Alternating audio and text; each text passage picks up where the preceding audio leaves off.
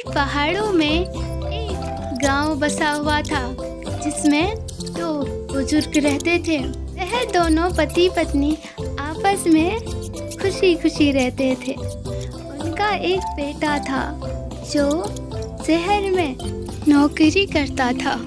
वह दोनों खेती बाड़ी करके अपना जीवन बिता रहे थे।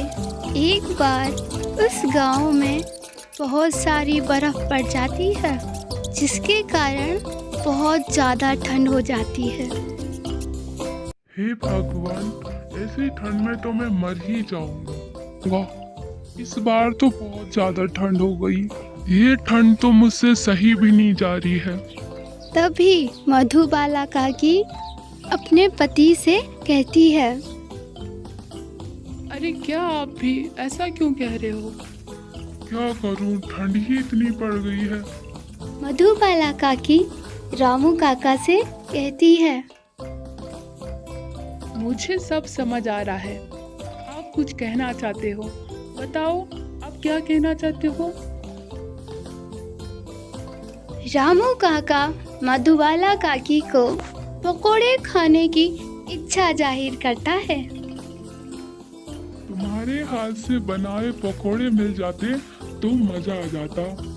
बस यही कहना था तुम्हें।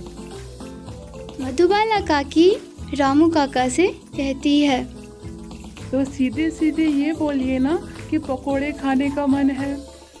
बेकार में मरने की बात क्यों कर रहे हो? चलो मैं आपके लिए पकोड़े बनाती हूँ। मधुबाला काकी पकोड़े बनाने रसोई में जाती है। दाल कम होती है जिसके कारण 5 ही पकोड़े बन पाते हैं। मधुबाला काकी 5 पकोड़े लेकर आ जाती है। अरे, तुम्हारे पास सिर्फ 2 पकोड़े और मेरे पास 3, ऐसा क्यों?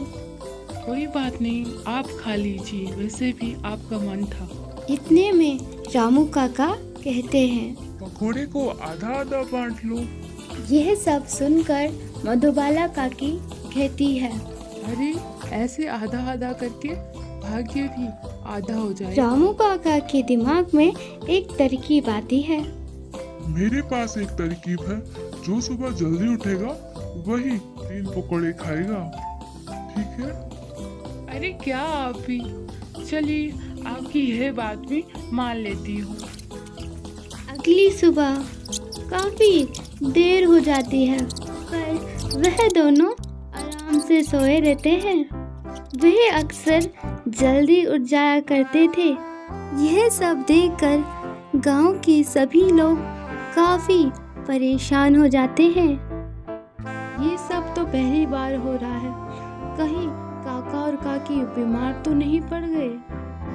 अजी, मुझे तो यह डर लग रहा है कहीं काका और काकी स्वर्ग तो नहीं सिधार गए होंगे। सभी लोगों के मन में अलग अलग ख्याल आते हैं। हमें एक बारी घर पे जाके देखना चाहिए ताकि हमें कुछ पता चल सके। चलो उनके घर चलते हैं। गांव के सभी लोग रामू काका और मधुबाला काकी के घर चले जाते हैं। दोनों को देखकर गांव वालों को यह लगता है कि वह दोनों स्वर्ग सिधार गए। हे भगवान, मुझे तो लग रहा है काका काकी भगवान को तो प्यारे नहीं हो गए। हे राम, हाय दैया, स्वर्ग ये क्या हो गया? ऐसा कैसे हो गया? काका हे भगवान, अब क्या होगा? गांव के लोग विलाप करने लग जाते हैं और यह सब देखकर रामू काका कहते हैं, अरे भगवान, 3 मैं खा लूंगा। ये तो भूत बन गए, ये हमें खाने की बात कर रहे हैं। हे भगवान बचाओ। अरे अरे, डरो मत, ये पकोड़ों की बात कर रहे हैं। दरअसल कल मैंने दाल के पकोड़े बनाए थे और इन्होंने शर्त रखी थी, जो पहले जागेगा वह 3 पकोड़े खाएगा। ये सब सुनकर गांव वाले पूछते हैं, अरे वाह, पकोड़े बनाए हैं, आपके हाथ के पकोड़े हम भी खाना चाहेंगे। तो आपके हाथ से बने पकोड़े चख के ही जाएंगे। यह सब सुनकर मधुबाला काकी कहती है, अरे क्यों नहीं, जरूर।